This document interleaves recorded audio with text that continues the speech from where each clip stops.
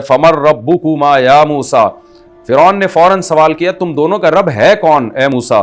موسیٰ علیہ السلام نے فرمایا الذی اعطی کل شیء خلقہ ثم ہدی، جس نے ہر چیز کو بنایا اور پھر اسے اس کی فطرت کے راستے پہ چلا دیا. ہدا کا مطلب اس کو گائیڈ کیا کہ کیسے اس نے زندگی گزارنی ہے. تو مطلب یہ ہے کہ یہ کائنات میں جو جتنی بھی چیزیں ہیں یہ خود سے تھوڑی بنی ہیں. تو میں اس خدا کی بات کر رہا ہوں جس نے ان چیزوں کو بنایا ہے. تو یہ بنی بھی نہیں ہے، بنائی گئی ہیں. تو وہی ذات جس نے بنایا ہے، کریٹر ہے، وہی خدا ہے. نمبر 2 ثم ہدا، اگر یہ خود بخود بنی ہوتی ان میں ایسی مینجمنٹ نہ ہوتی. ہدا کا مطلب بکری کا بچہ جب پیدا ہوتا ہے تو وہ فوراً ماں کے دودھ کی طرف لپکتا ہے، اسے فطرت نے گائیڈ کیا ہے کہ ابھی تجھے کیا چاہیے. شیرنی کا بچہ پیدا ہوتا ہے، وہ اپنی فطرت پہ چلتا ہے، شیر کو پتا ہے میں نے کیا کھانا ہے، کیسے شکار کرنا ہے.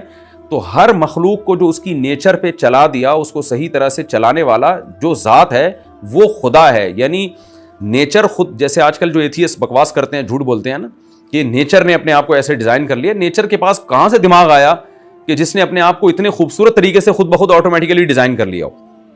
تو اللہ کہتے ہیں میں نے جس مخلوق کو بھی بنایا ہے، اس کو جو اس کی فطرت اور نیچر کے راستے پہ چلایا ہے، تو یہ بنانا بھی خدا کے وجود کی دلیل اور اس کا اس نیچر کے راستے پہ چلنا بھی خدا کے وجود کی دلیل ہے. مرغی انڈے دے کر اس پہ بیٹھ جاتی ہے، یہ بیٹھنا کس نے سکھایا اس کو؟ پھر 21 دن تک بیٹھی رہتی ہے تاکہ اس سے چوزے نکلیں، پھر وہ انڈوں کو گھماتی رہتی ہے، پھر چوزا نکلتے ہی دانا کھانا شروع کر دیتا ہے. اس کو کس نے سکھایا کہ نکلتے ہی؟ اور نکلتا کیسے ہے؟ تیز نوک آتی ہے جس سے وہ انڈے کے چھلکے کو توڑتا ہے، اور وہ جیسے ہی انڈے کے چھلکے کو توڑتا ہے اس کی وہ نوک غائب ہو جاتی ہے جو دھار پیدا ہوئی تھی. یہ آٹومیٹیکلی کام نہیں ہو رہے. حضرت موسیٰ نے اس چھوٹے سے جملے میں سمندر کو کوزے میں بند کر دیا اور کہا کہ اعطی کل شیء خلقہ ثم ہدی، ہر چیز کو اس کی تخلیق دی، پیدا کیا اور پھر اس کو اس کے نیچر کے راستے پر چلا دیا. اے فرعون میں اس خدا کی بات کر رہا ہوں. وہ ظاہر ہے وہ تو نہیں ہے اور اس کی نفی بھی نہیں کی جا سکتی اس بیس پہ کہ اس کی طرف ہم اشارہ نہیں کر سکتے.